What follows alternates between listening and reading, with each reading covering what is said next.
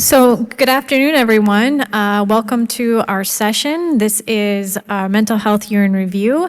I'm very excited about our symposium. We have an excellent number of speakers.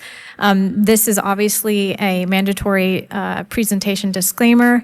But as you can see, we have a very diverse set of speakers today. Dr. Alexandra Quittner will be talking about caregiver burnout. Dr. Emily Muther will be talking about a systematic review and how that can inform clinical practice. I will be discussing some basic science insights and how that can influence inflammation's regulation on emotional behaviors. And then Dr. CJ Bathgate will talk to us about monitoring adverse events following restarting triple therapy. And so what you can see is we're really going to be spanning basic science to applied clinical medicine. And so just a small note here, we ask that you please withhold your questions after each presentation till the end when we have our panel discussion. So without further ado, I'd like to bring up our first speaker, Dr. Alexandra Quittner, who would be discussing some of her key findings related to caregiver burnout. Thank you so much, Leah. I really want to thank everybody for coming today. I think we have an exciting set of presentations really covering the advances in mental health, which cover the whole territory from applied clinical science up to basic science. I'm going to be presenting results on professional quality of life and the assessment of burnout. It is a national survey of healthcare providers on CF teams. Here are my disclosures. So this has been termed a hidden healthcare crisis. Burnout is defined as a work-related syndrome characterized by emotional exhaustion, reduced personal accomplishment, and increased depersonalization or reductions in empathy. If you look across the literature nationally, approximately 50% of physicians and allied health professionals report burnout, and 62% of nurses also report significant burnout. There was a recent study just published in Canada that said that about half of Canadian physicians are reporting significant burnout. Now, the consequences of burnout are really severe. They include higher rates of turnover, worse quality of care, more medical errors, and increased depression among providers, and increased healthcare costs. For example, physician turnover alone costs $5 billion per year. So these are serious consequences, and this is an issue we need to address. One of our hypotheses for doing this study is that in CF, we have a very long 50-year tradition of team-based care. And it's possible that team-based care may protect or buffer you against the high rates of burnout that we see in other healthcare providers. We know that our team members are essential for delivering innovative care and research, and we love working as a team together. And this conference is a great example of that. We all go to sessions together. We appreciate each other's work and service. So I've pictured here all the different interesting members of our teams: pharmacists, mental health coordinators, physical therapists, dietitians, research coordinators, physicians, pulmonologists. So the aims of our study: first, assess healthcare providers' satisfaction with their professional quality of life. Most burnout studies have never considered how much quality of life or satisfaction you get from your job. They've really looked more at rates of burnout. So we wanted to balance our perceptions of burnout with what about the satisfaction we have in our roles on the CF team. Our second aim was to assess perceptions of burnout among providers on the CF team, and then look at predictors of burnout. Is being a female versus male a predictor? Are minoritized providers more likely to report burnout? Working in CF for fewer years, being a newer part of the team, is that a predictor of burnout? Our third aim was to assess relationships between professional quality of life and levels of burnout. And we measured burnout using the Maslow burnout inventory, which is really the gold standard in the literature. And our last aim is to identify drivers of burnout. What is contributing to these perceptions of burnout in our healthcare team? And what strategies are we using to cope with burnout? So these are the methods. The Mental Health Advisory Committee, our research subcommittee, developed this survey to send out nationally. It was exempt from IRB review, and we administered the survey via internet between June and July 31 of 2024. We collected demographic information about the respondents, as well as characteristics of the center that they were working in. We also looked at sources of burnout and coping strategies. And what I think really strengthens this study is that we also administered 2 standardized questionnaires, the Professional Quality of Life Scale, called the PRO-QOL, and the Maslow Burnout Inventory, which is really the gold standard in the burnout literature.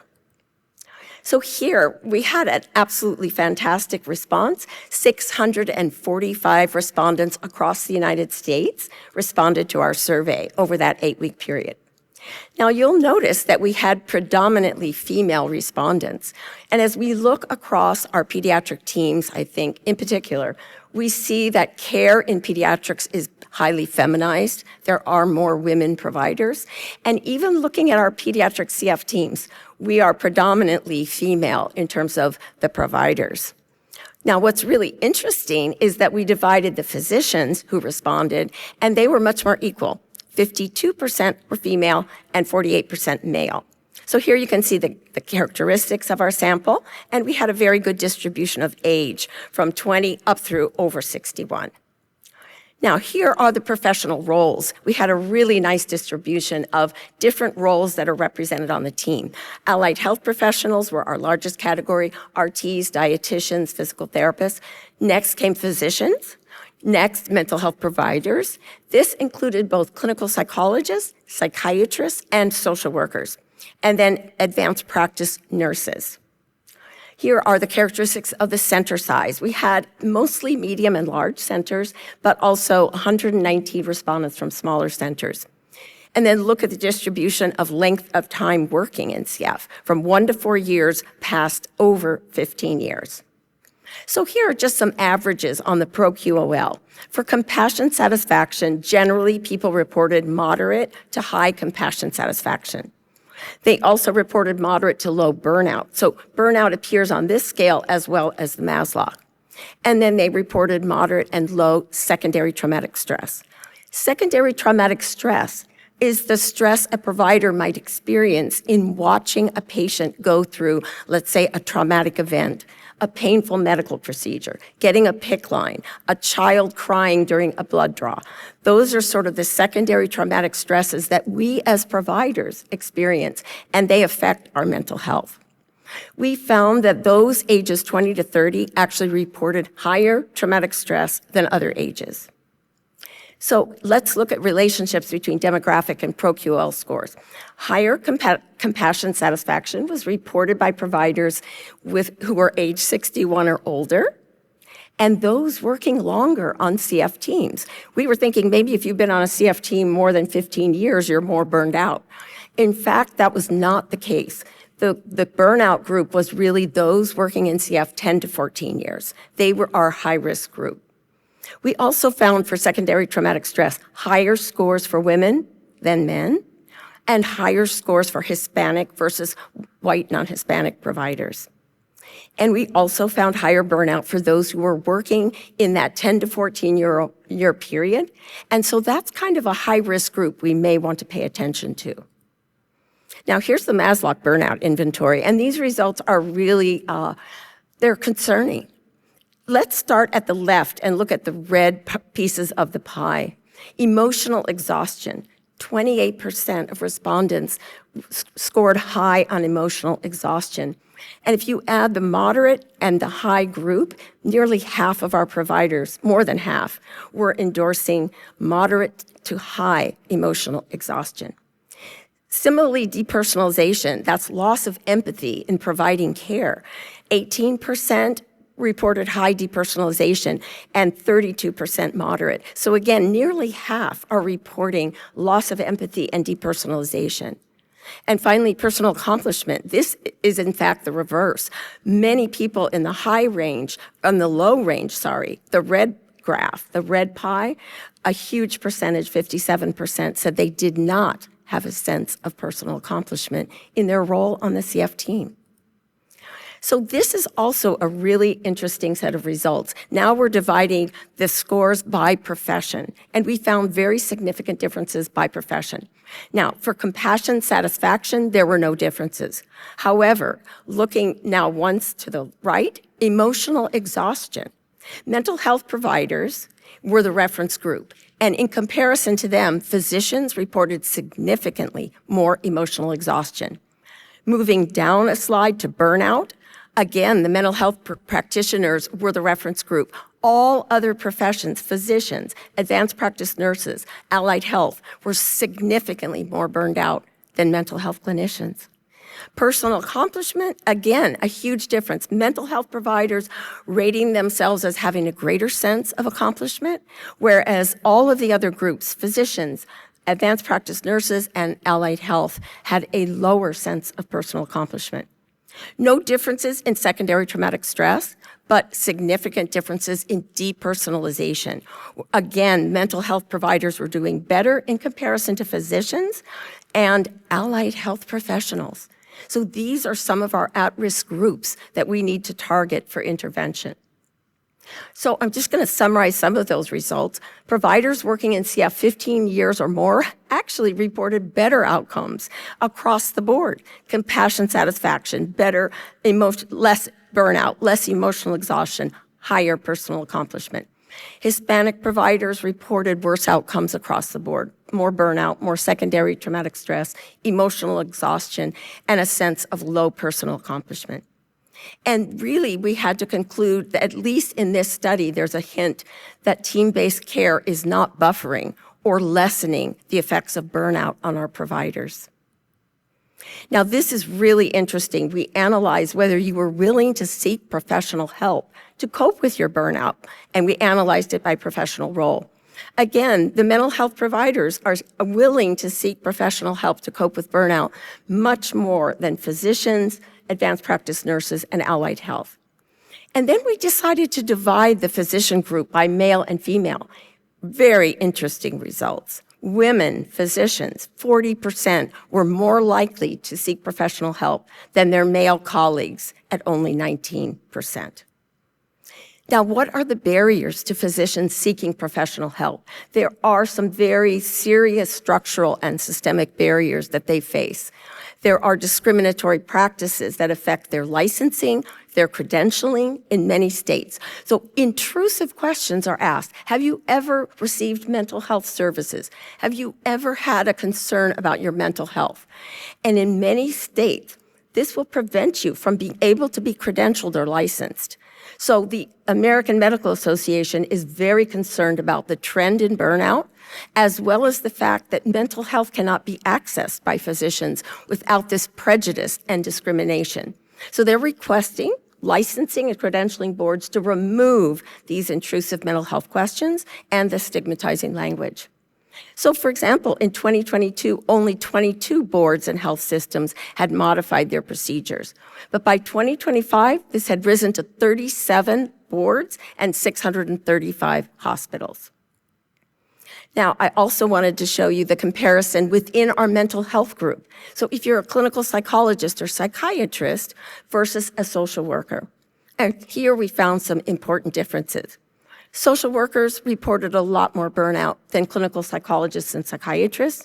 They reported higher secondary traumatic stress and a lower sense of accomplishment. Here, again, these are important targets for intervention. What are the contributors and drivers of burnout? Too many administrative tasks is number one. Excessive and cumbersome documentation, number two. I had a physician recently tell me that doing the EMR and documenting is like death by 1,000 clicks. Insufficient staffing, not enough time with patients, excessive responsibilities. These all rose to the top in terms of drivers of burnout. And I think number 7 is very important, lack of respect from your institution. So again, these are things that we may be able to address at a hospital-wide level or within our teams. So in conclusion, overall, providers reported moderate rates of burnout, and low rates of personal satisfaction. That was very surprising to me, given the fact that we have this incredible group of CF providers and this dedication to our patients. We also found significant differences by professional role. Compared to mental health providers, physicians reported the highest rates of emotional exhaustion and depersonalization, putting them at the greatest risk for burnout. The odds of having a moderate or high depersonalization score were doubled if you were a nurse or an allied health professional, but almost tripled if you were a physician. And the top 5 contributors were administrative tasks, documentation, staffing, time with patients. I think this is an interesting one. We want more time with patients, and an overwhelming sense of responsibility. Now, looking at seeking professional help compared to our mental health clinicians, physicians and advanced practice nurses were the least likely to seek professional help. However, the little golden light there is that female physicians, compared to their males, were more willing to seek professional help. So what do we do about this? I think that's the question that we are left with these data. I mean, there's a need to intervene on some level with these high rates of burnout and increasing sense of depersonalization. So the PERMA model, this slide came from the mental health plenary 2 years ago. These are just some of the ideas that have been tested in interventions. Positive emotion, increasing that. I don't know if any of you know Moments of Joy from CFCBT, or that app on the phone, which I love to use, 3 Good Things, where you're actually building in positive messages to yourself throughout the day. Engagement, things like mindfulness. Relationships. I think here the CF Foundation does an incredible job. We have mentoring programs. We have the consultation clinics. We have lots of women physician scientist groups. So I think the foundation is doing lots of those things to provide that support, but yet we have a community that's reporting a lot of burnout. And then meaning. How do you get meaning from your work? And finally, workplace recognition or recognition here at NACFC. Maybe we need to up our recognition of the accomplishments of our providers. And finally, here's some other interventions that have really good evidence base. On the individual well-being side, mindfulness, exercise. We all know the benefits of exercise for depression and anxiety. Meditation, cognitive behavioral therapy, having supportive peers, education on the neurobiology of stress and burnout so that you understand what you're facing, what you're experiencing. And then finally, there was a very interesting team-based intervention that was conducted by Gente et al. At Cincinnati Children's. They implemented a 6-hour mindfulness-based cognitive therapy program to improve stress and burnout held during your work time, not working extra time. And they improved well-being, mood, anxiety, perceived stress, and depersonalization. So this is potentially something that we could train and implement across CF centers.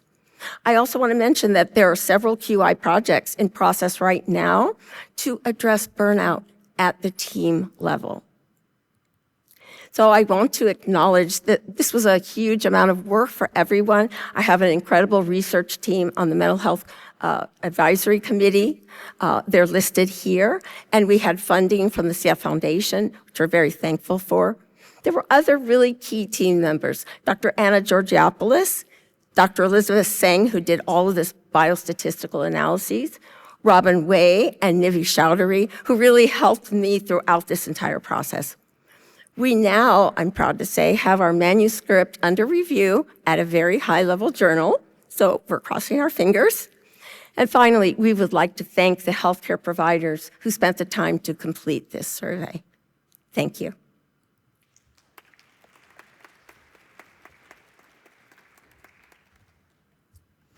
Okay, great. So next we'll have Dr. Emily Muther talk to us about some of her findings related to systematic review.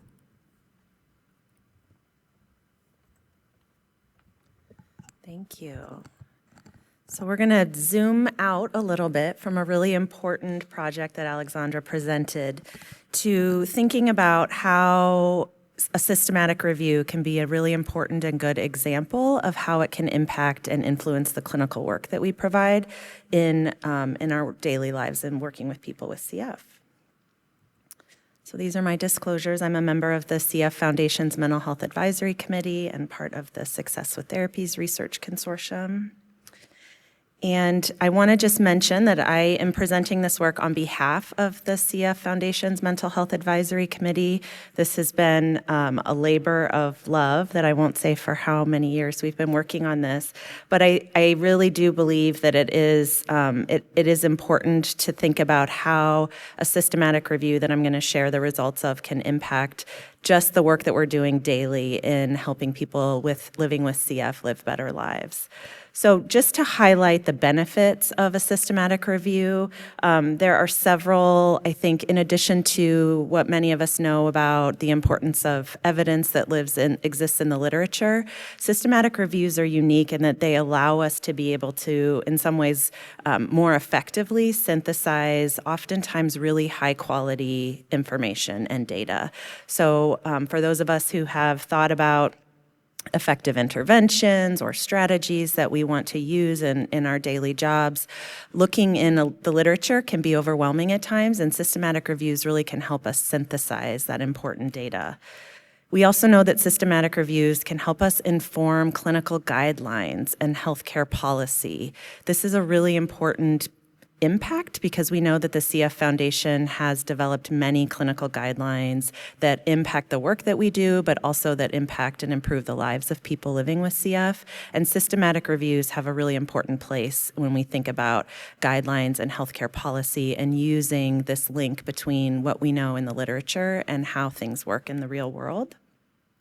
It also can allow us to identify gaps in the research, helping us think about what are the next important priorities that exist when we think about what's important to study and what sort of interventions might be most meaningful. Systematic reviews allow us to really hone in on and think about those important gaps that can better and more efficiently help us identify how we might want to address that and interventions we want to develop.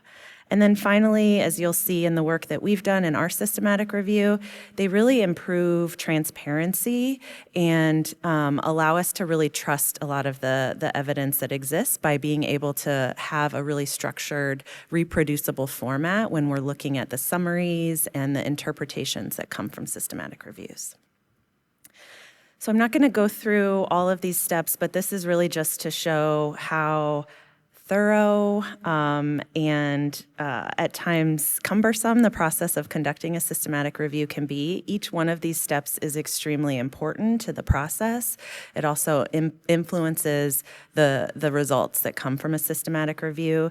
You'll see here that it includes a lot of developing systematic and really objective processes. So coming up with what is the question that we're trying to answer in this systematic review? How does that relate to the implications or the findings that we want to be able to report? What is our protocol? What are the things that we want to include as we're thinking about what exists in the literature and how that relates to the question that we want to develop? How are we going to evaluate the quality of the data that we are going to summarize? This is a really important part and something that I think was really unique in the systematic review that we did. And then thinking about how do we write up these results? Who is the audience? What is the impact that we want to have? So I just want to acknowledge that this work was really built on the foundation of the mental health guidelines that we have in CF that came from the work of the Mental Health International Committee and the TIDE study that was published 10 years ago now that really gave us a lot of certainly guidelines, but also the foundation around the importance of identifying and screening for mental health.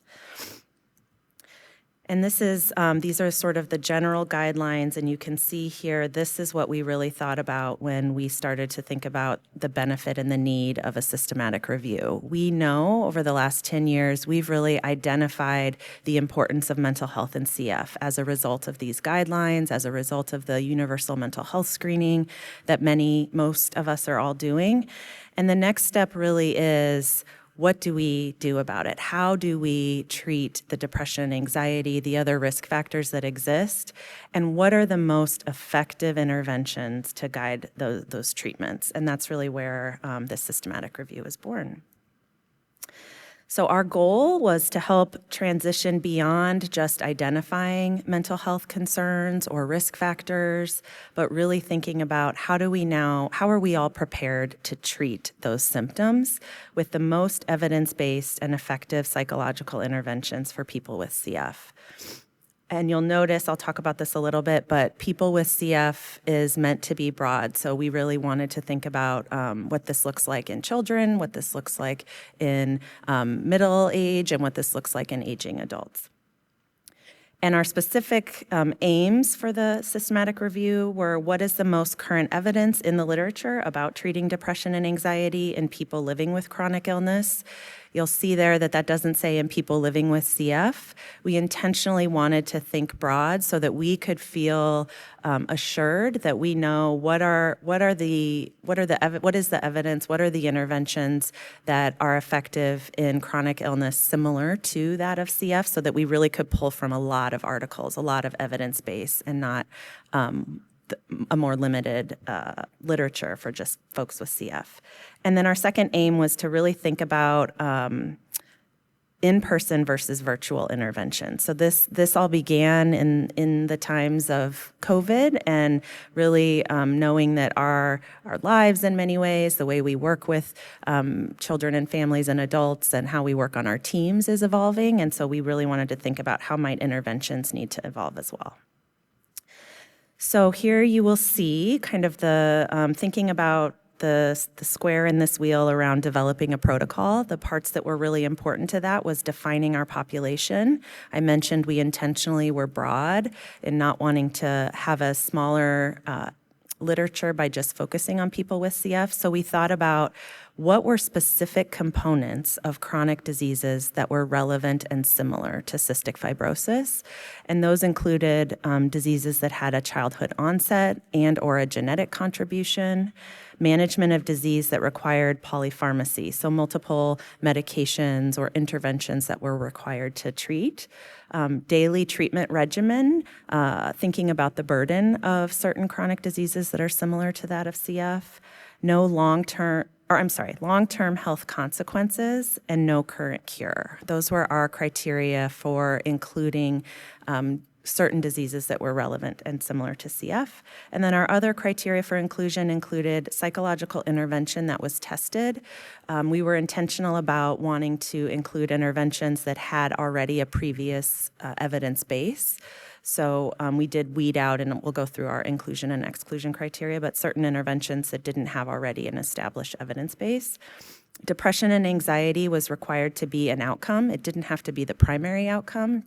It could be the secondary outcome, but it did need to be an outcome. And that we wanted to also include an objective quality rating, which I'll talk a little bit about. That was part of our process, was rating the quality of the studies. And we decided that those studies that met a certain threshold of either being strong or moderate in quality would be included, and those studies that were considered weak based on the quality metric that we used would be excluded. So here you can see this is the Effective Public Health Practice Project, which was where the quality assessment tool that we utilized came from. I just have some screenshots here, but you can see at the bottom that these are the different constructs that each of our reviewers rated every single study that met our brief inclusion criteria across these constructs to determine overall what the quality was for each study. So you can see that it was things like selection bias, study design, what were the confounds, were those identified in the articles, blinding, data collection methods, and were things like attrition and dropouts reported in the study. And then an ultimate overall global rating was given. So this was really important and I think a meaningful part of our systematic review that allowed us to, in some ways, weed out the number of articles you'll see that we started with, but also to be reassured that the evidence we were using was of the highest quality.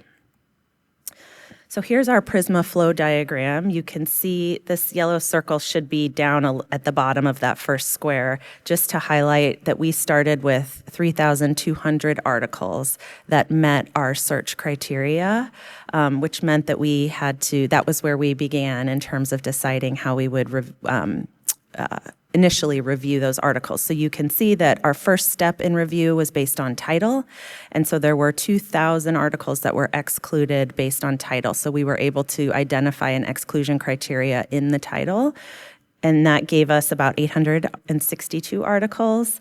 And then 605 were excluded based on abstract review. So again, based on reviewing the abstracts, we were able to identify exclusion criteria for those that could be excluded, which got us down to about 257 articles that we completed in a full review. And then you can see to the right of that box, at the full review phase, there were 185 who were excluded based on these exclusion criteria, the most common being that weak quality rating. And so that left us with a total of 72 articles that were included in our systematic review. So here is what we learned. This is an overview of those 72 articles that were included, broken down by those that were virtual and those that were in person, as you can see, and then the far column on the right includes all of our studies. So you can see that we had about a third of the studies that met criteria for inclusion were virtual studies that looked at psychological interventions that were administered virtually.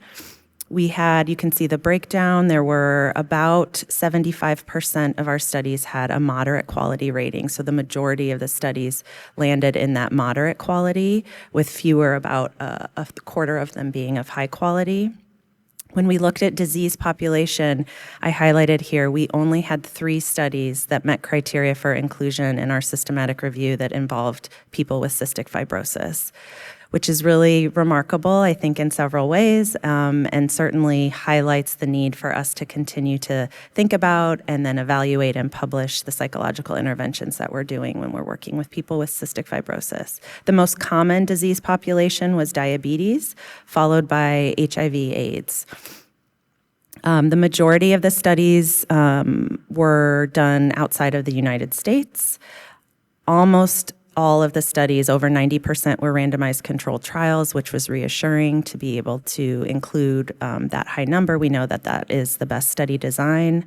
And the other thing that is really important to point out is age group. I mentioned initially our desire was to be able to really focus across the lifespan, but we only had 15% of studies included were of working with people who were children or adolescents. The majority were adults.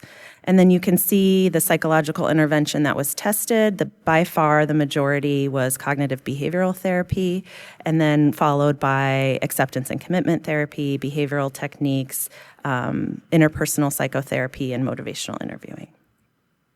So I'm going to go through sort of what we found in terms of a general summary of the types of interventions, first focusing on virtual psychological interventions. So as I mentioned, there were 23 articles that tested psychological interventions virtually. Only 2 of those were done in a pediatric population. So we already are identifying a gap that may exist. Of those articles that met our inclusion criteria, 3/4 of them, 75% of them, tested cognitive behavioral therapy, and 17% of them were of strong quality. Only 2% of those studies that were done virtually were done in a group format. The remainder, the majority of them by far, were done in an individual one-on-one format.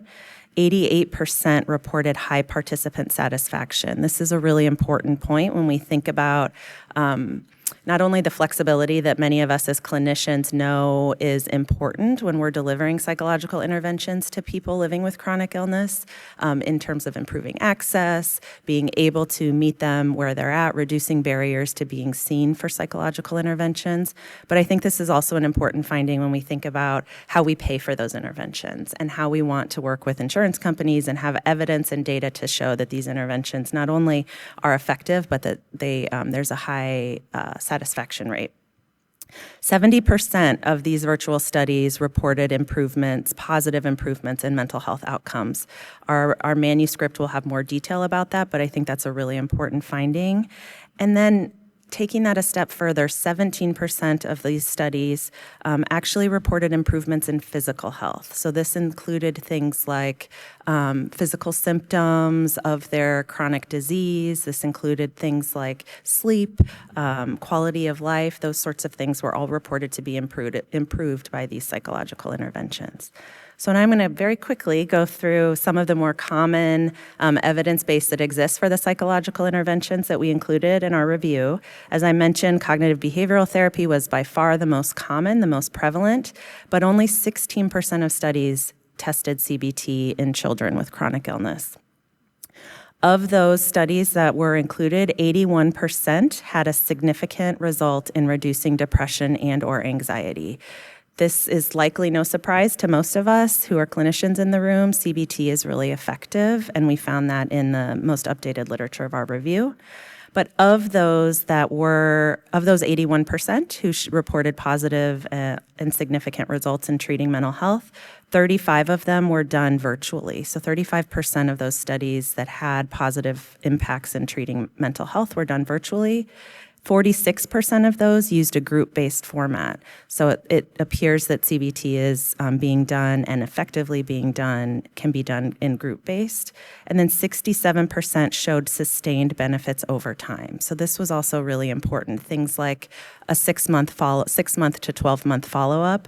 Over half of the studies were reporting improvements in mental health at that follow-up. And then 47% of these 50 studies that looked at treating mental health using CBT reported improved outcomes in things like stress reduction, physical symptoms of their illness, and quality of life. So really extending beyond mental health. So now jumping to some of the other interventions that we were able to summarize, ACT, or acceptance and commitment therapy, much smaller numbers of studies that met our criteria, but you can see there were 5 of them of high quality that were included. And of those studies, 40% of them were pediatrics. So there were a few more pediatric studies looking at acceptance and commitment therapy. 80% of those studies reported significant results in reducing depression and anxiety. Of those positive studies, 20% were done virtually, 20% utilized group format, so doing ACT in a group setting, and 40% of them showed sustained benefits at follow-up, 6 months or beyond. And 80% of the studies that looked at ACT reported improvement, again, in those symptoms beyond mental health, things like quality of life and physical functioning. Now moving on to IPT, or interpersonal psychotherapy, which is another evidence-based intervention. Much fewer studies were included, 0, none of them were done in children or adolescents, but 75% of them reported significant results in reducing depression or anxiety, with a quarter of those studies being done virtually, a quarter of them being done in a group format, and half of them showing sustained benefits at follow-up. And then you can see, interestingly, none of the studies that looked at interpersonal psychotherapy reported positive results for improving physical functioning. Motivational interviewing, just quickly, these are much smaller ends you can see, so I think it's important when we're interpreting the summaries. But you can see of the 3 studies that tested motivational interviewing, about a third reported significant results in reducing depression. None of them were done virtually or in a group format, and about a third showed benefits at follow-up, with none of the motivational interviewing studies reporting improvements in the physical health symptoms. Behavioral interventions, 50% reported significant results, with about 50% of them showing sustained benefits at follow-up, and a quarter of them really improving those physical functioning symptoms. Other was lumped, that included things like psychoeducation, other types of interventions like mindfulness. You'll see in our manuscript we really spell that out, but for the purposes of this, wanted to put them all together. About 2/3 of those studies reported significant results in treating depression and anxiety, but only about 17% of them showed sustained benefits over time. However, a third of them did address physical health improvements. So in conclusion, I want to just mention that there was a lot of heterogeneity in the studies that were included and that met criteria. And there was also a lot of variation in the sample size. So that prevented us from doing any meta-analyses to establish effect sizes, but we were able to really summarize the evidence that exists for psychological interventions. Does one size fit all? As I've mentioned a few times now, we really uncovered a very important gap that exists. As a pediatric psychologist, I can say I was really concerned to see that there were only a small number, 15% of high-quality studies that looked at interventions for children and adolescents. So we really need to think about, do those interventions we know that are effective in working with adults, does that translate to children? Virtual interventions work. I think we are able to summarize and show that there's a high patient satisfaction, we are increasing access, and there's similar effectiveness when we look across different types of interventions. And then, as I mentioned, there really is, in these results, a connection between the way that our psychological interventions can certainly improve mental health, but also how that extends to the physical health and well-being and physical symptoms and quality of life for people living with chronic illness. So stay tuned. Our review is under review, thankfully. I mentioned this has been a number of months or maybe years in the making, so we're excited that it's under review. And I just want to thank every member of our systematic review team. This has been a really long process, but something that everyone on this slide is extremely dedicated to and think is important as we're as we're really thinking about what are the most effective and efficient ways to address the mental health concerns and risk factors for those living with CF.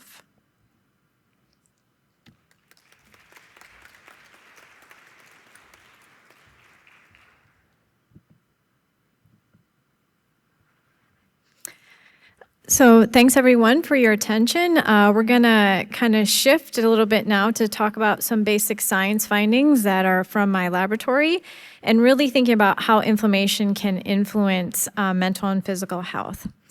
These are my disclosures. So it goes without saying to this room, but it's been documented that people with CF are at elevated risk for anxiety and depression. And in individuals that show anxiety and depression, it can be associated with decreased lung function as well as increase in hospitalizations. Similarly, the incidence of anxiety and depression can be associated with decreased medical treatment adherence. And interestingly, there's more frequent incidence of anxiety and depression in females with CF, and it's been shown that the female sex is linked to illness burden. So if we just take a more global look and think about this from a chronic airway disease angle, it's also been shown that in some people with chronic airway disease, there is also an increased risk for anxiety.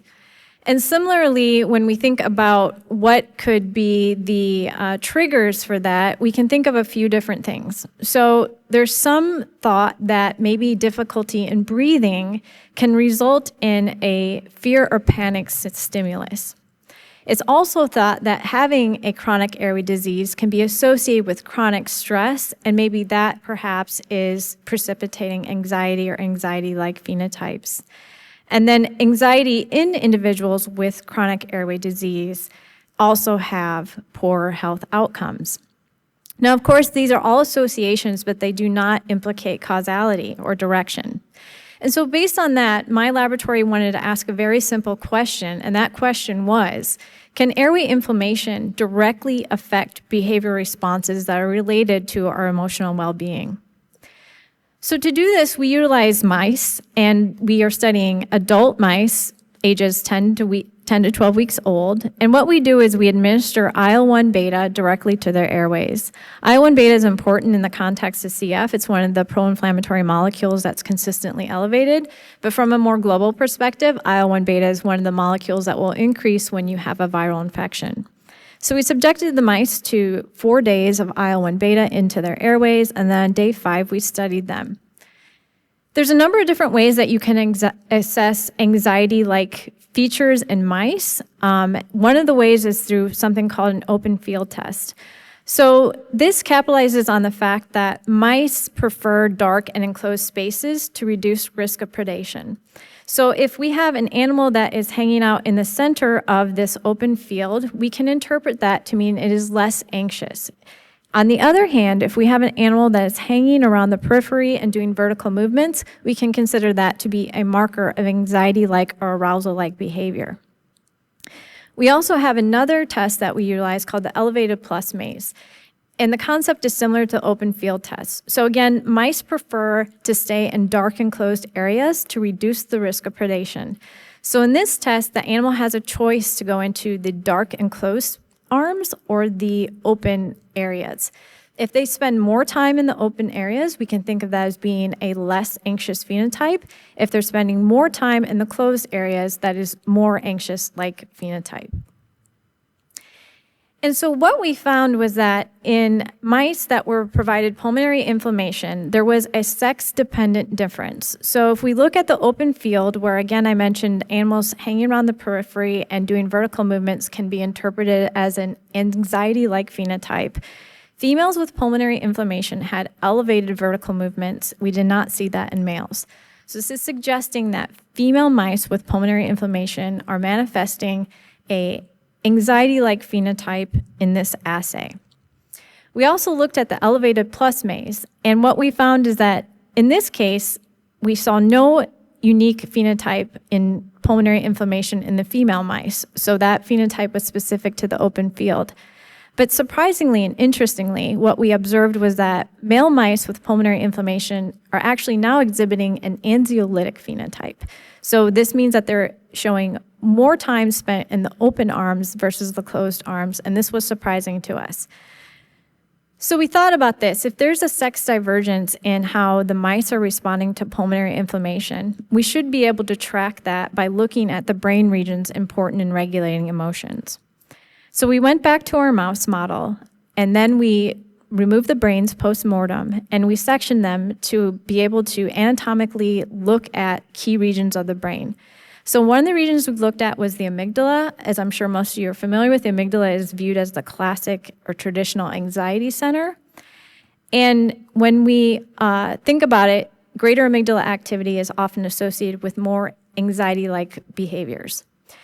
The amygdala also communicates with the key midbrain structure known as the periaqueductal gray. The periaqueductal gray is really important in mediating defensive behaviors and coordinating autonomic responses. And it has different subdivisions. So the dorsal part of the periaqueductal gray, when it is activated, is promoting anxiogenic or anxiety-like phenotypes associated with increased sympathetic dominance, okay? On the other hand, the ventral periaqueductal gray is associated with more anxiolytic type behaviors and an increase in parasympathetic tone. To look at neuronal activity, what we did is we looked at the transcription factor FOSB. This is a classic marker used for neuronal activation. It has long-term stability, and we looked at essentially the number of neurons that were expressing FOSB. So I understand this slide's a little busy, but what I want to do is direct your attention to a few bars here. So on the y-axis, we're looking at FOSB positive neurons, and these are all the individual regions of the amygdala that we counted, and it corresponds to this map here. What you can see is that in females that had pulmonary inflammation, they exhibited an increase in the neuronal activity as indicated by FOSB in two unique regions of the amygdala, and that contrasted with males that showed a decrease in activity in those same regions, okay? We then looked at the periaqueductal gray, as I mentioned, is a really important defensive coordinating center as well as an autonomic regulator. We didn't see a significant sex or treatment effect in the dorsal periaqueductal gray, but we saw a significant effect in the ventral periaqueductal gray. So here again, we're seeing sex divergence where females are showing less activation when they have pulmonary inflammation, but males are showing more. So again, if there's ventral activation, it suggests that you will find an anxiolytic phenotype and an increase in parasympathetic tone. So that suggests males are showing increased anxiolytic behaviors, which we have demonstrated in our elevated plus maze, and increased parasympathetic tone. Another way to think about this is that if females have an inhibition of this pathway, it is associated with a shift towards more sympathetic tone. So we thought, based on this evidence, can we actually determine whether there is a difference in these different autonomic functions? So we went back to our mouse model again, and this time we looked at a very simple assay, just looked at heart rate. So as I'm sure you're all familiar with, if you have a sympathetic surge or something that's promoting sympathetic tone, your heart rate will go up. On the other hand, if your parasympathetic nervous system is engaged, your heart rate will go down. So it's a very simple technique for us to look at autonomic functions. What we found was that in females, the absolute heart rate was not significantly different in this experiment, depending on whether they were control or whether they had pulmonary inflammation. But interestingly, the male mice that had pulmonary inflammation showed depressed cardiac heart rate, and that was significant in terms of thinking about a parasympathetic dominant response. However, we also looked at change in heart rate. So again, this is mice that are under anesthesia, and over time they will show basically rebound tachycardia.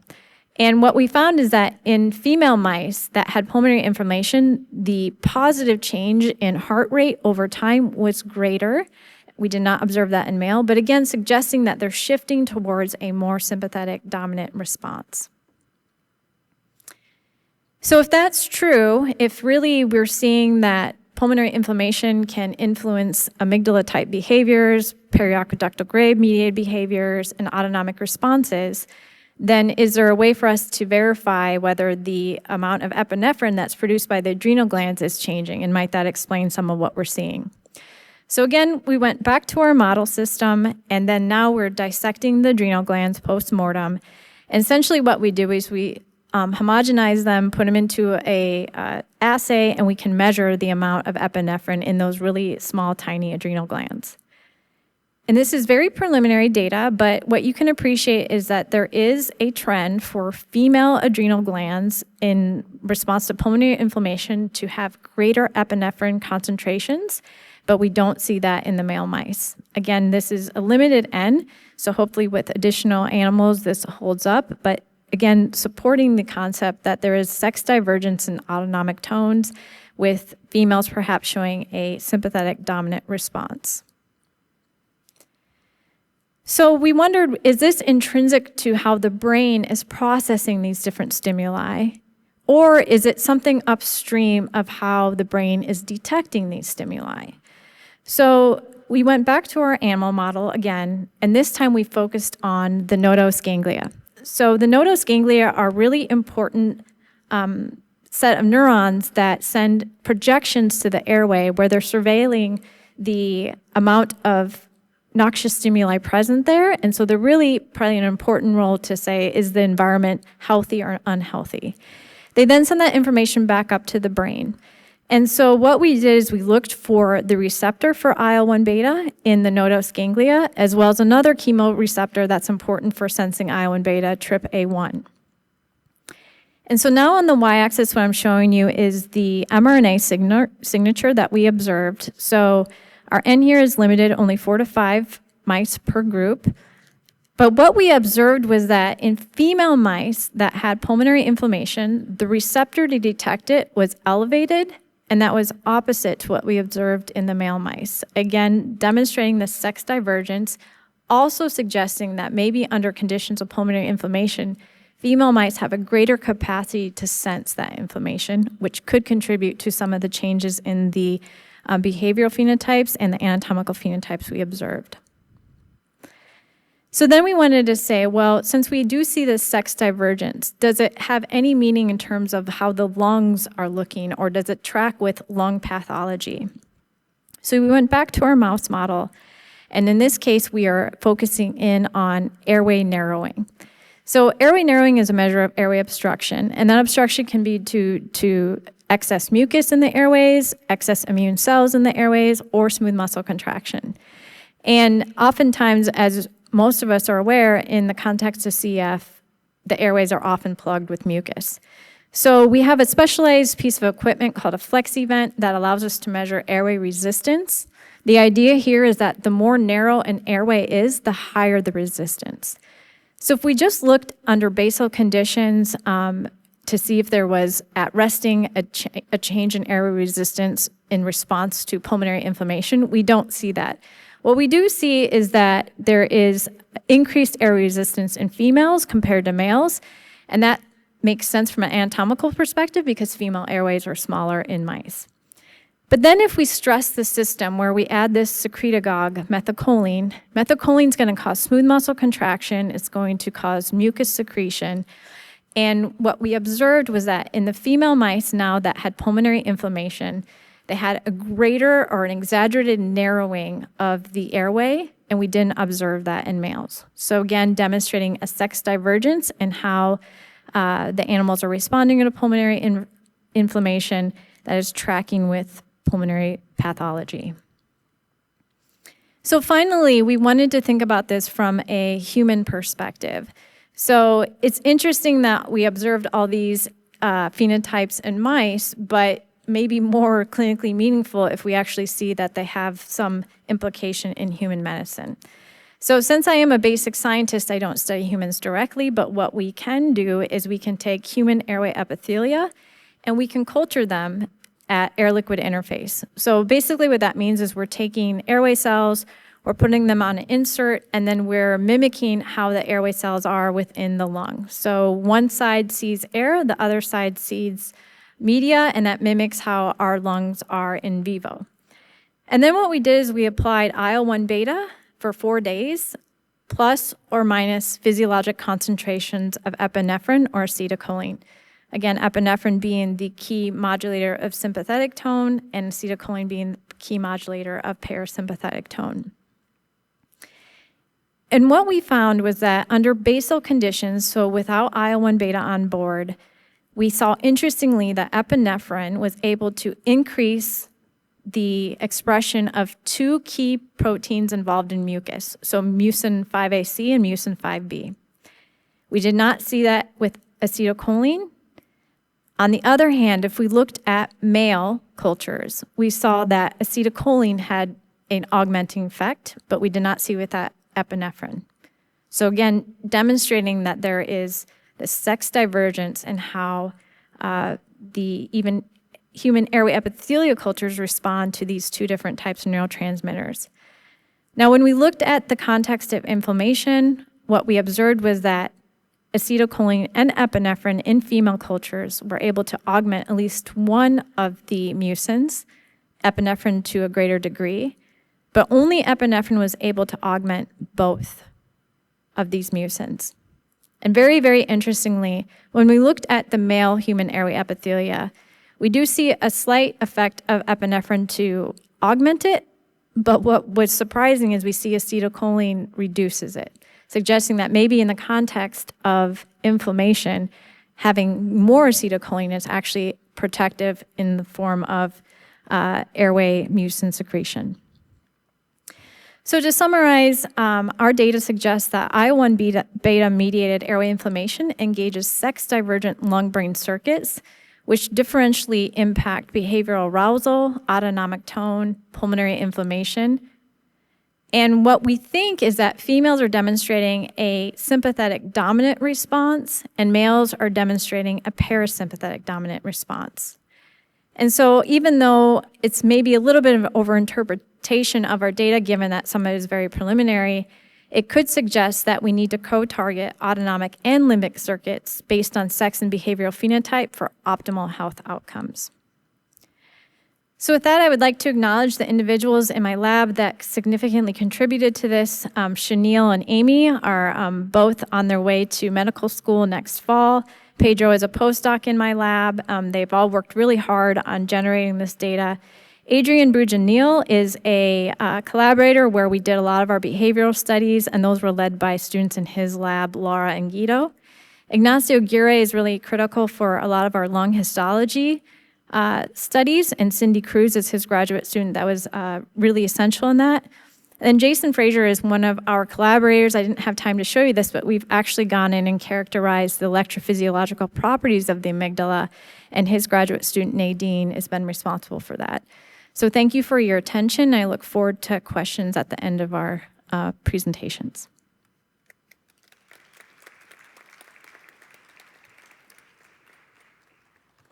So our last speaker here is Dr. CJ Bathgate, and she's going to be talking to us about RETRIAL. Thanks, Leah. I love listening to you speak because you make basic science so accessible. So thank you for that. I'm going to be talking about RETRIAL, so restarting triple combination therapy with robust monitoring for adverse events. Here is the disclosure slide. So back in 2024, the Prioritizing Research in Mental Health Working Group, we published a report which you can access using this QR code. It's open access, so you can read it yourself, you can share it with your patients and their families. And what this paper highlighted was what we could find in the current literature about what was going on with elexacaftor, tezacaftor, ivacaftor, or ETI, Trikafta, and the areas of preclinical, pharmacokinetics and pharmacodynamics, mood, anxiety, quality of life, neuropsychological symptoms, sleep, and symptom management. And we concluded that there were some key areas where there were evidence gaps, there were methodological challenges, and there were research needs. So this included having very limited pediatric data, and there was a heavy reliance on case reports and single center samples. We also found some methodological challenges. So as a whole, we can all agree that ETI really caused a lot of positive impact, right? Both in physical and mental health. We also found that group means, when we look at the research, they might be masking some of the effects that are being reported by our at-risk subgroups. And that when we think about the different ways that we can measure things, using a randomized controlled trial after the fact to examine an at-risk group's side effects would really be limited by ethical concerns. And then when we think about what do we still need to figure out, we really need to have a better understanding about what is the role of CFTR in the central nervous system. And so, Leah, your group is really starting to pick that apart, and we need more research like that to figure out what's going on.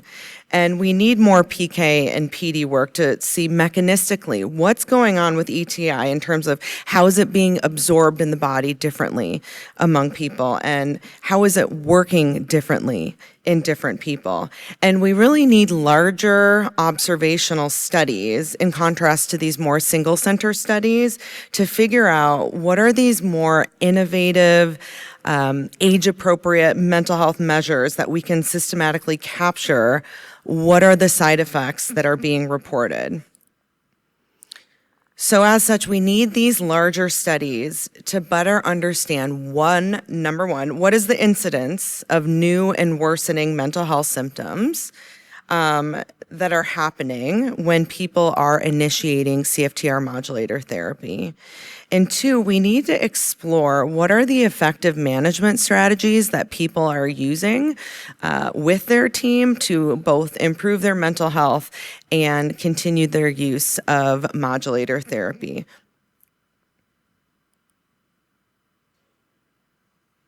So when the newest modulator, vanzacaftor, tezacaftor, deutivacaftor, or VTD, came out at the end of 2024, it was based on phase 2 clinical data. And if you don't know what a phase 2 clinical trial is, a phase 2 clinical test is typically done in a large group of people, typically a few hundred people, and it assesses the efficacy of a drug, right? Whether it works or not, looks at the safety, the dosing, and side effects. And so in order to be in this particular VTD clinical trial, the participants were required to be on a stable, full dose of ETI.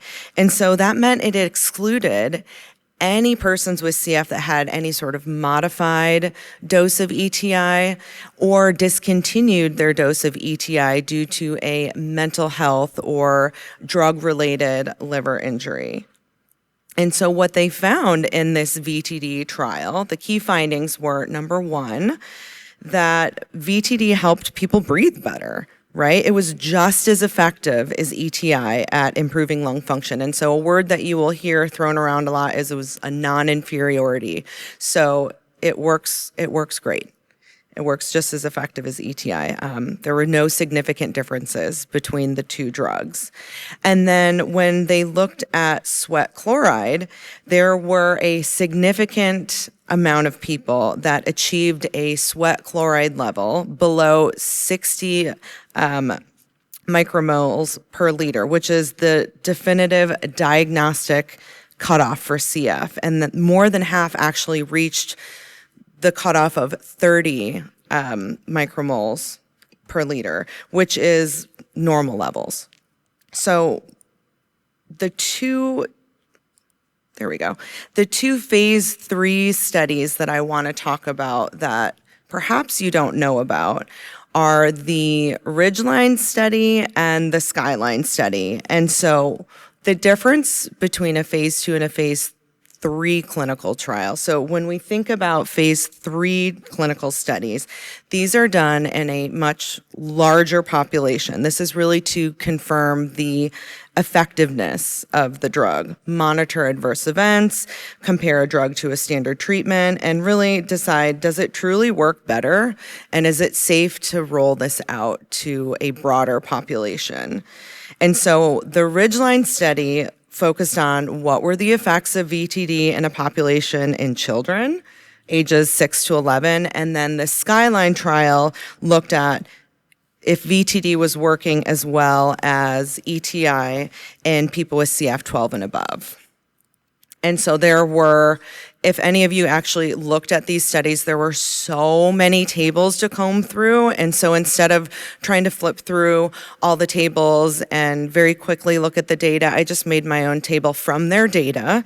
So you will not find like this table, but you will find, this is a glom of their data here. And so this is basically showing what we care about here today, which is the neuropsychiatric events, which included things like depression, suicidality, anxiety, insomnia, behavioral concerns, mental fatigue. And then I also included some numbers that represent specific liver enzyme tests, the ALT and the AST. And the numbers that are represented there, this represents 3 times, 5 times, or 8 times greater than the upper limit of normal. And so if I can direct your attention first to the Ridgeline study, you see that 5.1% of their sample, they had 78 people in their sample, had neuropsychiatric adverse events.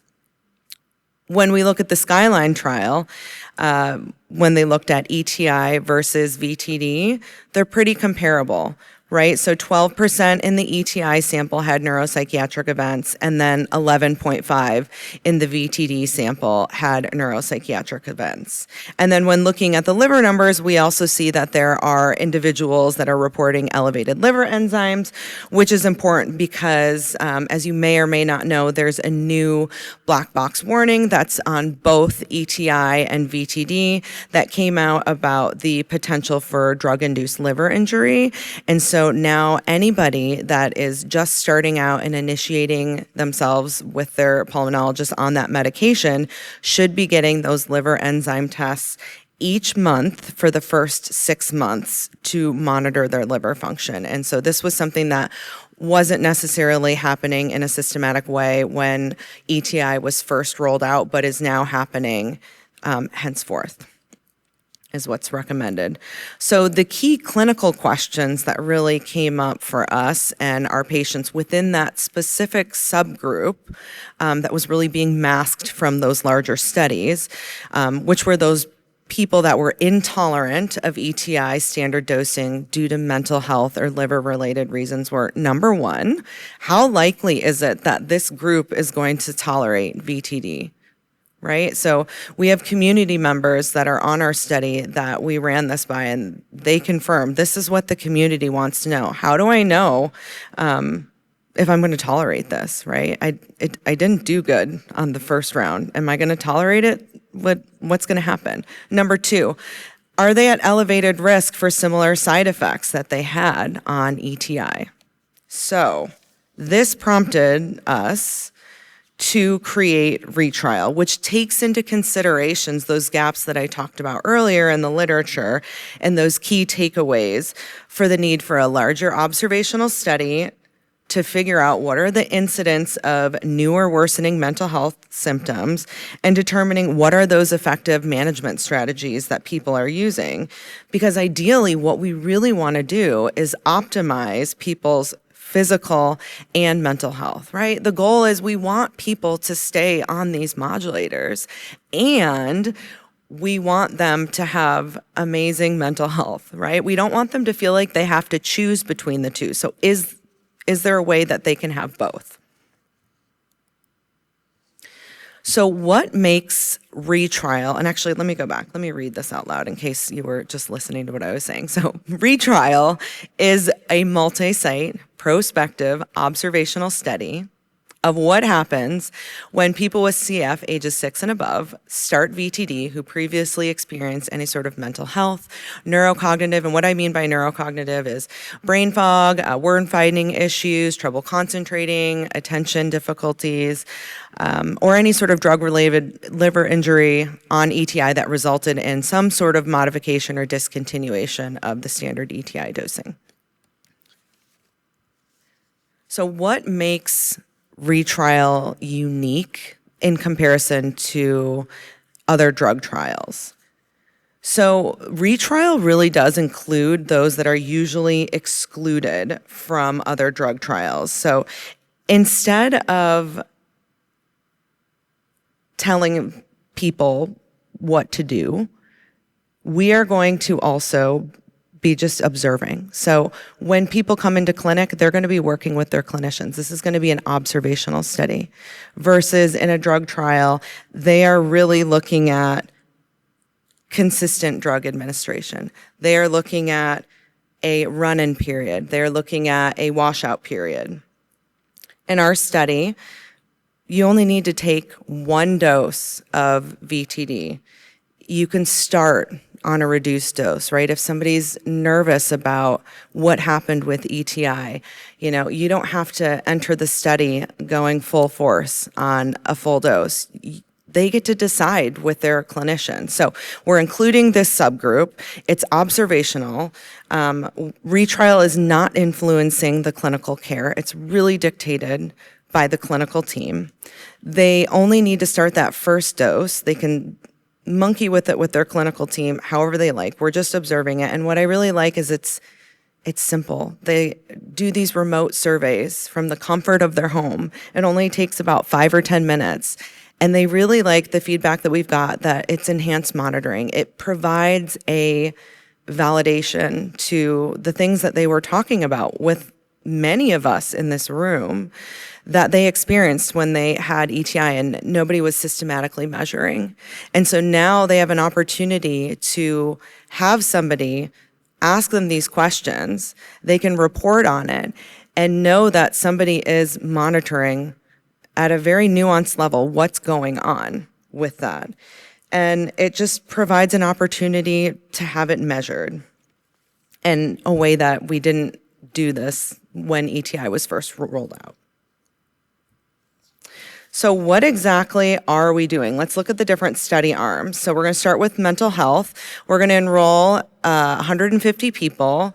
We're going to be doing mental health surveys before and daily diaries with at least a 2-week run-in before, so we can see what's happening before they start VTD. And then they're going to get these bi-weekly surveys through the 6-month mark. And the daily diaries are going to be continuing through the 1 month post-VTD. They'll also receive a survey at 9 months and 12 months. In the RETRIAL liver arm, this is something that is totally separate. So they're going to be enrolling 50 people. They are also going to be getting survey data before, as well as at 1, 3, 6, 9, and 12 months. And they're going to be looking at those liver function tests on a clinical level.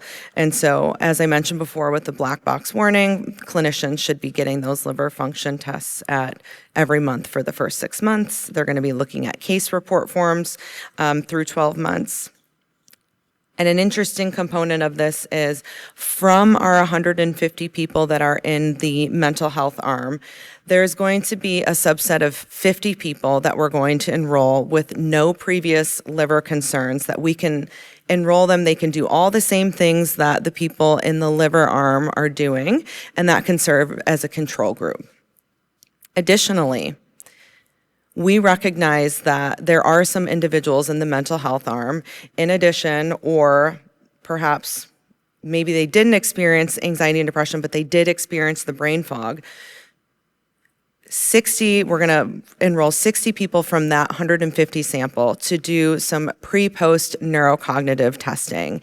And this is going to be for those individuals that are 7 and up, and that is specific because the toolbox kit that we are using is normed for 7 and up as opposed to 6 and up, which is what our overall sample is looking at.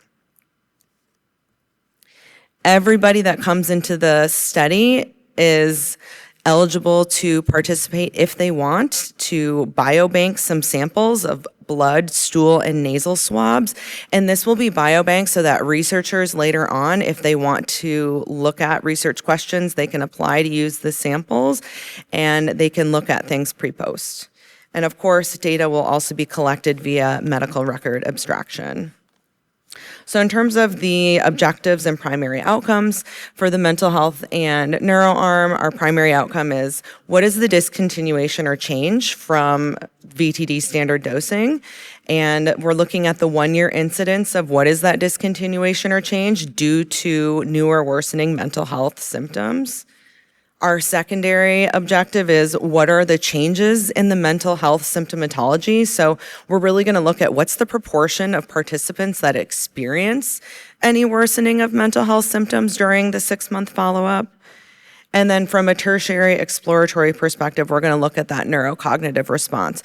So we are using the NIH Toolbox's Fluid Cognition Composite Score at that 1-month follow-up, and we're going to see what happens. And I will show you in a couple slides, we are providing an enhanced monitoring report to the research coordinators, the site PIs, that they can share with the team. They have access to that, and it will give a different breakdown of the scores. For the liver arm, the objective is to look at what's happening with drug-induced liver injury, or DILI. So we're looking at the 1-year incidence of DILI, and this is going to be defined by expert consensus after review of the clinical and lab data. And these are how we're measuring all of the above. So kind of the usual suspects, PHQ-8, GAD-7, PROMIS measures, modulator use. On the daily diary, it's some very simple measures asking people, did your depression, anxiety, anger, did you experience any sort of neurocognitive changes? Did your sleep change? How did you take your modulator? And then again, the NIH toolbox that I mentioned, and getting stuff from the medical record. Right now, we have 15 geographically diverse sites in the U.S. That are comprised of STRC and non-STRC sites. And one of the things that I am very excited to announce today is that we have heard all of you saying, oh, I wish that I was a site. I have so many people that I want to refer, but we're not a site. We are now opening up RETRIAL to national recruitment. And so you might be thinking, okay, well, how do I get in on that? So I'm going to tell you, and I want you all to get out your phone right now, and this is the one time where it's great. Get out your phone, hold it up, take a picture of this QR code, and it's going to take you to a flyer that's going to highlight everything that I'm going to say right now. And so, since this is a virtual study, it's going to be very easy for us to be able to make this happen. And so, as people that are going to be referring to one of those sites that were back here, right? One of these sites, the referring CF center, all of you, are going to be eligible for compensation, which I'll talk about as well. So how do you refer? So you're going to review the eligibility criteria, which I'm going to go over in depth on the next slide. And you're going to go to CF Trial Finder, and you're going to contact any retrial site of your choice to refer. And so how do you pick which retrial site to do? Perhaps your pulmonologist has a close working relationship with a colleague at a retrial center, maybe you have a similar electronic medical record, or maybe your patient is choosing to go to an area where that site is and they might want to do the neuro arm. That's great. Your role as a referring site is that you need to identify a mental health coordinator to manage the mental health alerts if there is anything that is elevated. You will need to provide the study site that you partner with medical records once the release is signed. And then in order to receive that reimbursement, you'll have to fill out the CRISP application, which stands for the Coordinating Center Research Support Program, and you'll be eligible for compensation. They will give your center money, and then you can, at your discretion, decide how you want to spend that money. I'm just going to very briefly go over inclusion and exclusion criteria. So in order for your patients to be in the study, they have to be 6 years or above. They have to be eligible for and intending to take VTD and willing to delay that VTD dose to complete those baseline measures. They have to have experienced some sort of new or worsening mental health symptoms when they took ETI and had to have not been taking a standard dose of ETI, so it has to be reduced, discontinued, perhaps a flip dose. In the neuro arm, they have to have had some sort of neurocognitive symptoms, and in the liver arm, they have to have had some sort of liver-related symptoms post-ETI and not taking that standard dose. This is just a sample of what the enhanced monitoring reports look like. We've got beautiful lollipop charts. These are also color-coded so that when these are pulled, these are very easy for clinicians to understand where their patients are falling, what's happening over the course of the month, what's happening over the course of the biweeklies. And then in terms of the neurocognition, this is in terms of what these numbers mean. It's very similar to IQ testing in terms of the mean is 100, standard deviation is 15, and we can look at and interpret the data as such with a meaningful, important change of 7.5. So with that, I want to thank everybody on this slide, many of which are in this room. We could not have done this without the STRC who put this together very, very quickly. We could not have done this without Prime. We could not have done this without our community members. We could not have done this without our funders. And we could not have done this without all of our retrial sites that are helping us get all of our patients up and running. So thank you to everybody. And you can also check out all of this information in a very truncated format in the poster hall at number 103. Thank you.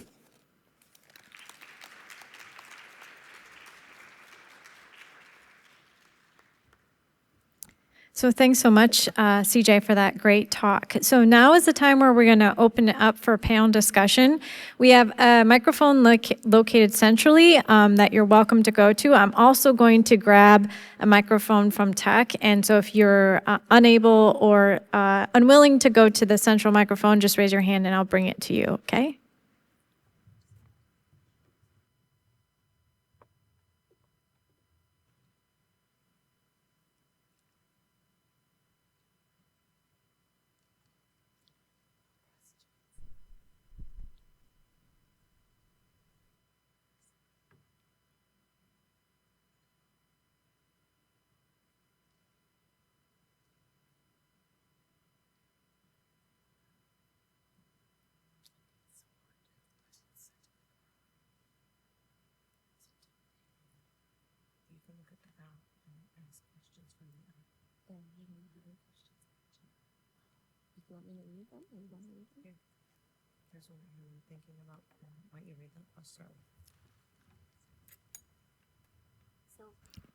People have been putting some questions in the chat, so I think I'll start by reading some of these questions.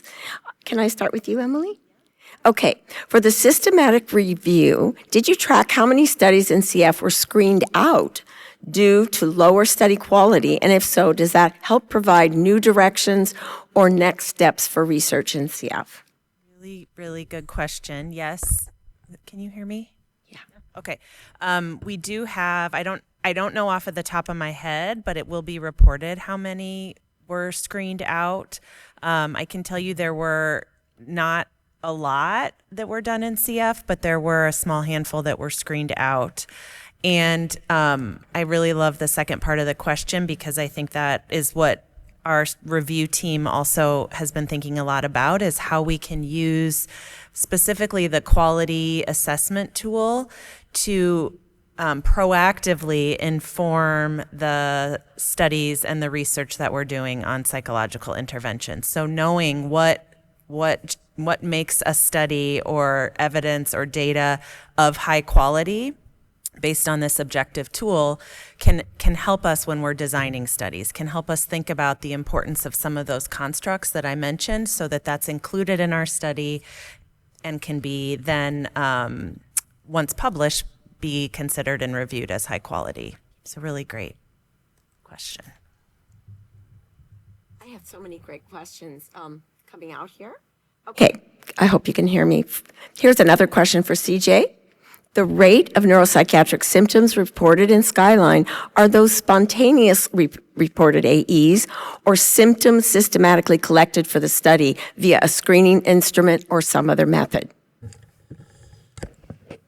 It was not a screening instrument. It was spontaneously reported. If you go into the tables, there are so many different ways that depression was reported, anxiety was reported. Some of them were diagnoses, some of them were, somebody said that they were depressed. Sometimes it was a major depressive episode. Some of the things were, behavioral and attention problems. There were just many different ways. And so that's why on the slide, and they do present this in the tables, they were able to glom them together as neuropsychiatric events. But there was no systematic way that they had measured them. That's not something that they included. It is something that I think, though, should be included, and I think that is something that we will continue to advocate for. We ask people to do a lot in clinical trials, and I think that measuring someone's mental health is a very small thing that we can, it's a short survey for somebody to fill out when they're doing a lot of very rigorous things in a clinical trial, and I think it's important that we should make sure that they're being taken care of and make sure that we are measuring it and make sure that they are okay when they are taking an experimental drug. Wonderful. Okay. This is a question for Leah. I hope she's got a microphone she can answer. Leah, since overall inflammation and general health have improved with highly effective modulator therapy, why would anxiety and depression have worsened in the CF population if thinking about it from an inflammation perspective? Yeah, so that's a great question. And my response would be that the effects that we see from ETI would likely be due to off-target effects directly from the modulators in the brain or direct modulation of CFTR, and they would be independent of the inflammation effects. Okay. Now I have one on burnout, so I'll answer that one. When thinking about burnout and its relationship to decreased staffing, this is a really good question, right? Are you able to provide any resources or supports to assist with advocating within our institutions for additional supports? I think that's something the Mental Health Advisory Committee would really like to work on. The chair of our committee happens to be the chair of her department at Buffalo, the University of Buffalo, and she has done some amazing things there to change the institutional staffing and to add additional supports for staff in terms of well-being. This person also asked, are you able to provide insight into how the mental health coordinator funding in the center grant works? How much per how many patients? Or do you know where this information can be readily found? That's another great question. The mental health coordinator is one of the only parts of the center grant that has its own line item. So it's based on, I think, center size in part. But there is very good information that we posted recently or several months ago on our mental health listserv, and we can repost that. So based on center size, you get a line item for mental health, being a mental health coordinator, and part of that stipend is supposed to help you attend the North American meeting, for example. There are resources there for you as a mental health coordinator to participate in this conference. And I think so far we are not seeing a reduction in those stipends in the center grants. At least I'm not aware of any. And for example, in my pediatric center, we still have all of our kids coming quarterly. And we have also a rule for our adult patients that they come in person at least twice a year and could potentially do telehealth visits twice a year. So we have not seen a decrease in the funding for the mental health coordinator line, and there are resources attached to it. Those are really great questions. Anybody else have questions out there? Oh, hi. This is actually for you, so it feels weird doing this with a microphone. I was wondering, in your model where you inject or you administer IL-1 beta into the lung, did you look at body temperature and whether or not that might cause differences on locomotor assays? So were there equivalent amounts of activity between those that received IL-1 beta and those that didn't? Thank you for that question. That's great. And it is interesting to have this sort of dialogue or passing back and forth the microphone. So we did not measure temperature over the course of administering IL-1 beta. We do have to monitor temperature when they're under anesthesia, but I don't know if we saw any significant differences. I can go back and look at our records. In terms of locomotor activity, the assays for the open field give us a readout of locomotor activity, and we didn't see any differences across treatment groups. Okay, any further questions? Oh, there's one way over there.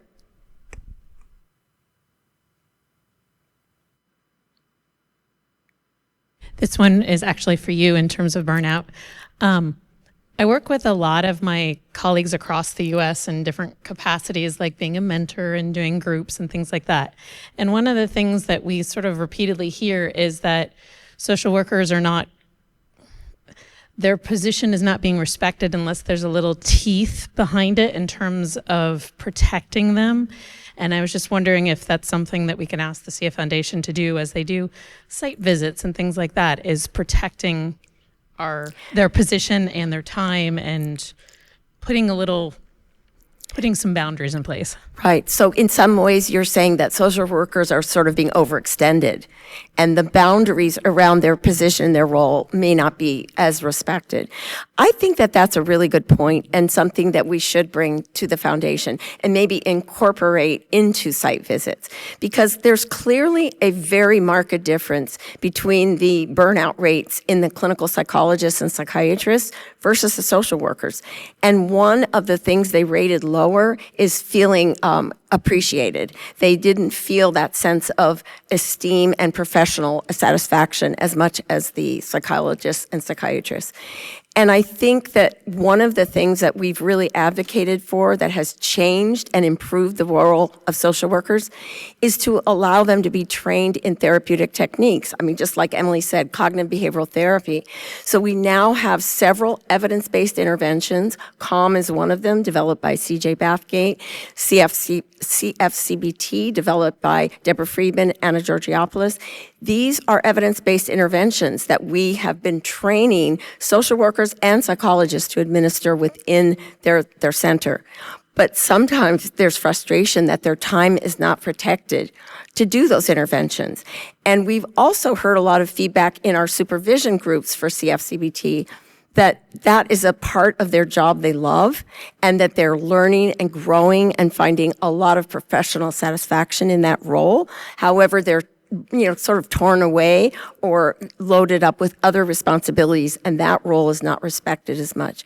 And when you think about how important, how prevalent depression and anxiety are in our population, and how important it is for us to be able to deliver interventions, especially if we can deliver them within our center, We know that when we refer our patients outside, they rarely follow up on that for a lot of good reasons that we could discuss, but they're much better at receiving therapy within their center with people they know and also delivered via telehealth, which our systematic review showed is just as effective as in person.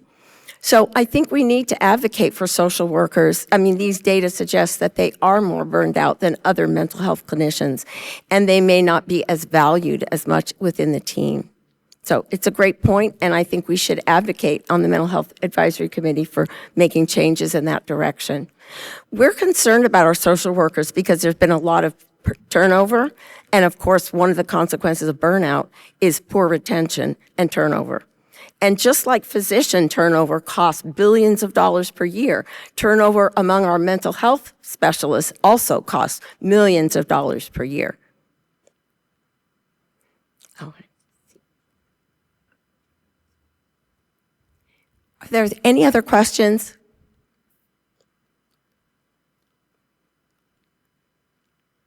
Do you see any questions, TJ?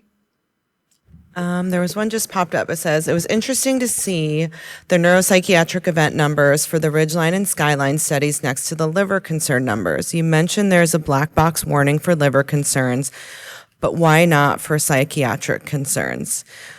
Okay, that's an interesting question. So in order for something to be changed on a label, it takes a lot, right? So the way that labels are made when a clinical trial comes out is in the original clinical trial, the symptoms that are listed that are on the warning, an adverse event has to happen in greater than or equal to 5% of the population, and it has to happen in greater than or equal to in the what's the word I'm looking for? Affected group. The effective group versus the control group. It has to happen in more than 1% of more than the placebo group. And so it can be updated, but it has to be proven that the AEs are causally related to the drug. And that can be very challenging, as we all know. There's been a great paper that's been cited many times, the Tallwalker paper, where there are different hypotheses about why this subgroup that we're seeing, why there might be these mental health changes. And while a direct result of the drug, a direct effect might be one of those hypotheses, we also know it could be something that's spurious. It could be something that has to do with the psychological effects of living longer, right? And having this major life-changing drug. There could be so many different things. So you can't necessarily put a black box warning on something if you can't prove the causality on it. And so that's a major reason why. And when we look at these real-world effectiveness studies where you're looking at people over time, it's also a different population. They have more drug that's been in their system for a lot longer. It's a different population, right? The original clinical trial population, they have a lot more parameters about who is in the study. So when you're looking at people that are in the real world that are reporting some of these things, you're also looking at people with different comorbidities that are coming through. So there's a lot of reasons why, and so I understand why that warning isn't on there, and I understand the frustration. I also can see it from the other perspective that the causality has to be proven as well. However, I would just like to make the point that they did put a black box warning in Europe. Yes. So that's Anna was going really- to say that too. I was Oh, getting there as well. Yes, yes. That's important to know. Europe Yes. did put a black box warning on ETI, and they recognized that it was a serious enough problem. Now, I don't know the criteria, maybe Anna knows. I don't know the differences in how the EMA and the FDA approach those issues, but it was really a very sobering moment when we heard that a black box warning had been put on ETI in Europe. And many of us in this room have been very concerned about the side effects that we've been seeing. So Anna, yeah, please add.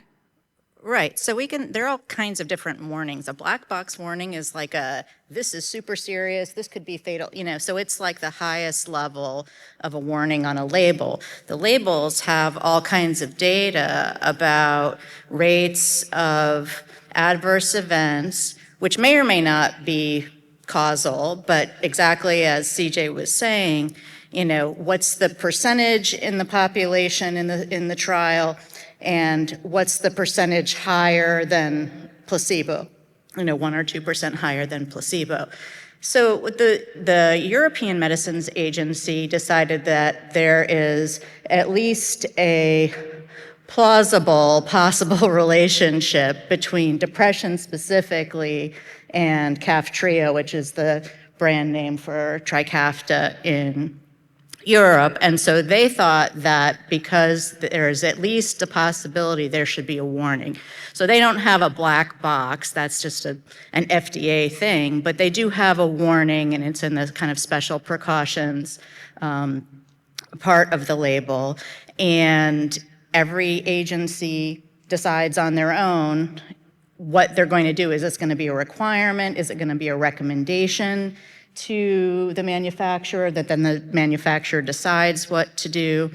And so those things can change over time, and it may or may not. But the European standards of care put out by the European CF Society do call attention to that warning and call for closer monitoring of mental health with any variant-specific therapy, meaning any sort of modulator treatment, looking at mental health before and after, and also provide in their table some recommendations for how you might modify dose or discontinue based on the type of adverse event, neuropsychiatric adverse event, and based on the severity, and then when you might re-challenge and things like that. So those are based on the data that's in the literature, which is not as much as we would like, but there are those case series that were deemed to be enough to make those recommendations that are in the same table as how you would manage liver problems or other sorts of adverse events, right? So this is just like any sort of other adverse event. Thank you. Thank you. Any other questions, CJ? I didn't look. Any other questions? This is your opportunity. Also, you can just ask us one-on-one too if it feels really weird in this like football size room to ask a question. If not, I think wrapping up. If no further questions, we want to thank you so much for coming today. We really appreciate people coming and supporting mental health, and thank you so much. I think the plenary is at 5 o'clock? I think so. So thank you all.